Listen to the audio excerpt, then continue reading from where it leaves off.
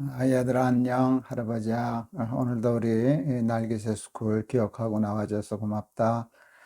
오늘은 시편 80편 17절에서 18절.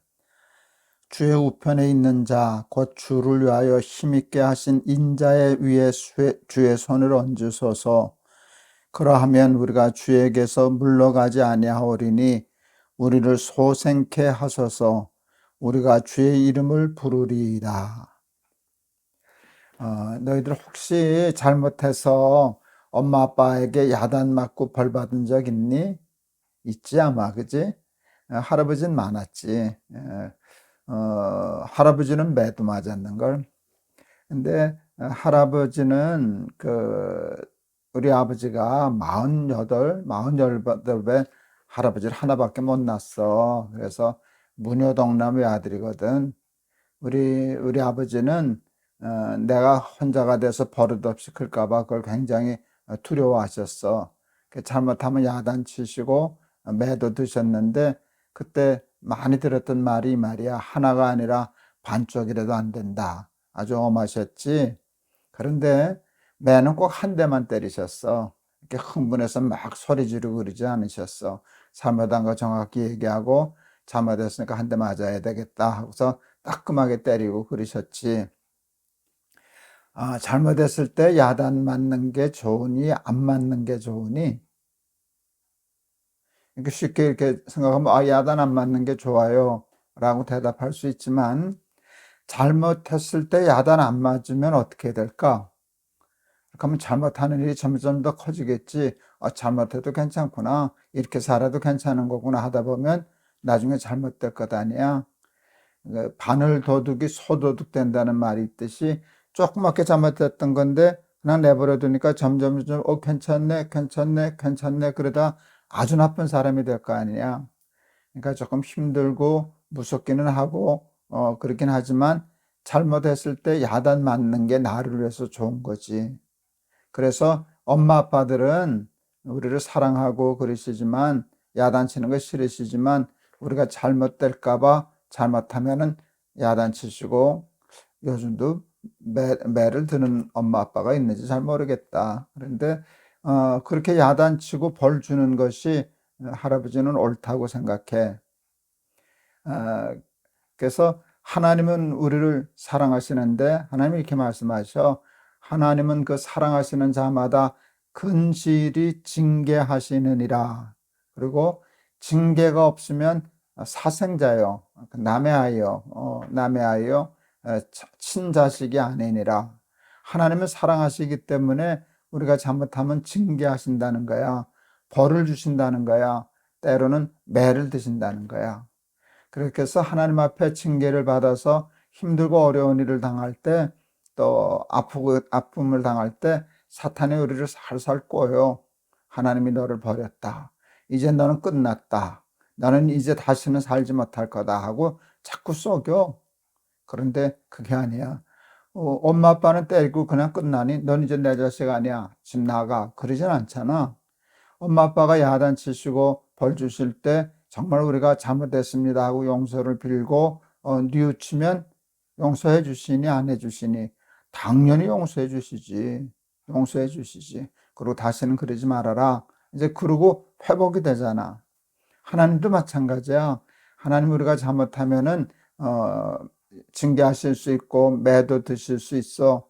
그럴 때 사탄에게 썩으면 안 돼. 나는 이제 끝났구나. 나는 이제 하나님이 버리셨구나. 나는 이제 하나님의 자녀가 아니구나 하고 그 자포자기 하면 안 돼. 그럴 때 하나님을 다시 붙잡고 잘못했습니다, 용서해 주십시오, 하나님 회개합니다. 그렇게 되면 우리를 다시 여기 표현대로 얘기하면 소생시켜 주신다 그랬어. 다시 살려주신다, 다시 회복시켜 주신다는 그런 뜻이야. 그런데 오늘 이 시편에 보면 굉장히 참 특이한 문장이 나와. 17절 말씀이야. 주의 우편에 있는 자, 곧 주를 위하여 힘있게 하신 인자의 위에 주의 손을 얹으소서. 이거는 예수님을 말씀하는 것 같아 보여.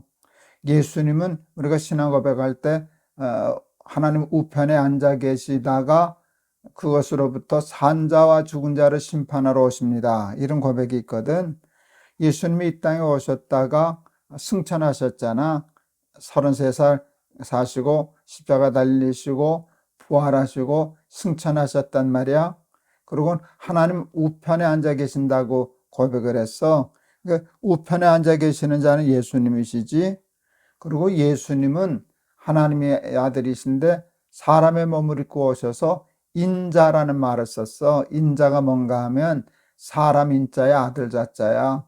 예수님은 인간적으로는 요셉과 마리아의 아들이 되기도 하셨잖아.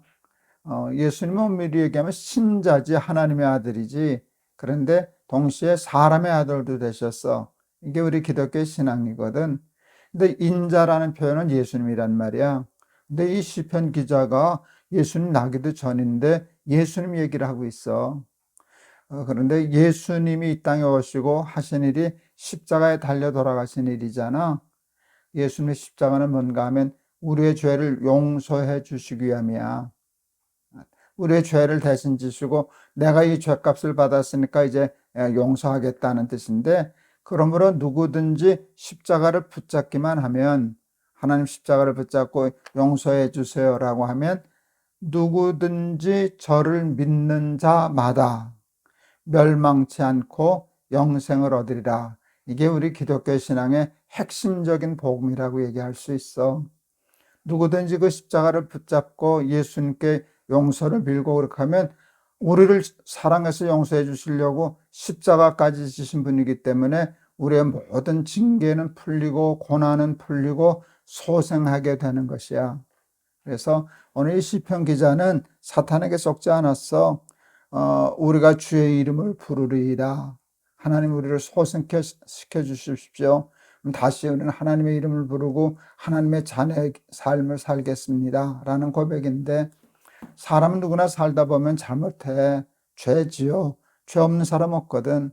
그럴 때 하나님이 우리를 징계하실 수 있어. 그럴 때 도망가지 말고 하나님 품으로 달려들어야 돼. 남의 아이는 때리면 도망가. 그치? 무서우니까 도망가. 엄마 아빠가 때리면 도리어 엄마 아빠한테 달려들어. 잘못했어요 하고 안기잖아. 그게 자식하고 남의 아이하고 다른 거야. 우리는 하나님의 자녀이기 때문에 하나님이 혹시 우리가 잘못해서 매를 드셨을 때라도 도망가지 말고 하나님 떠나지 말고 도리어 하나님 꼭 붙잡고 예수님 십자가 꼭 붙잡고 하나님 앞에 용서를 구해서 다시 소생하고 회복하고 구원 얻고 그런 삶을 살아가는 우리 날기새 스쿨 어린이들 되기를 바란다. 알았지? 할아버지가 한번 기도할게. 하나님은 사랑하시는 아들마다 잘못하면 근질이 징계하신다고 말씀하셨습니다. 그리고 그 징계가 없다면 하나님의 아들이 아니라고, 하나님이 사랑하는 아들이 잘못했는데 왜 그냥 내버려 두겠냐고, 잘못했을 때 징계가 없으면 우리는 잘못을 돌이키고 뉘칠 수가 없어서 바늘도둑이 소도둑 될 때까지 잘못을 키울 수밖에 없습니다. 그래서 하나님이 징계하시는데, 징계하실 때 사탄은 쏙입니다. 끝났다. 하나님이 너를 버렸다. 너도 하나님을 떠나라. 그렇게 쏙일 때 예수 그리스도의 십자가를 붙잡고 하나님 앞에 매달려서 용서받고 구원받고 소생케 되는 그런 복을, 그 길을 걷는 우리 사랑하는 날기새 스쿨 어린이들 다 되게 해 주세요. 예수 그리스도 이름을 받들어 기도하옵나이다. 아멘. 우리 기독교 신앙에 있어서 가장 중요한 것 중에 하나는 회개야. 너 가룟 유다와 베드로 알지? 가룟 유다는 예수님 팔았어. 근데 회개할 기회를 예수님 주셨는데 끝까지 회개를 못했어. 베드로도 예수님 부인했거든. 그런데 다 굴기 전에 내가 3번 나를 부인하리라 이렇게 하는 말씀이 생각나서 울면서 회개했어. 베드로도 죄가 있고 가룟 유다도 죄가 있는데 베드로와 가룟 유다의 차이는 회개한 사람과 회개하지 않은 사람의 차이야. 가룟 유다는 죽었고 베드로는 용서받아서 예수님의 가장 큰 사도가 되었지. 큰 일을 하는 하나님의 일꾼이 되었잖아. 그래서 너희들 하나님 앞에 잘못했으면 하나님 앞에 용서를 구하고 회개해서 베드로 같은 삶 사는 우리 날기세스쿨 어린이들 다 되기를 바란다. 알았지? 내일 또 보자. 월요일 날 보자. 할아버지가 너희들 많이 사랑해. 안녕.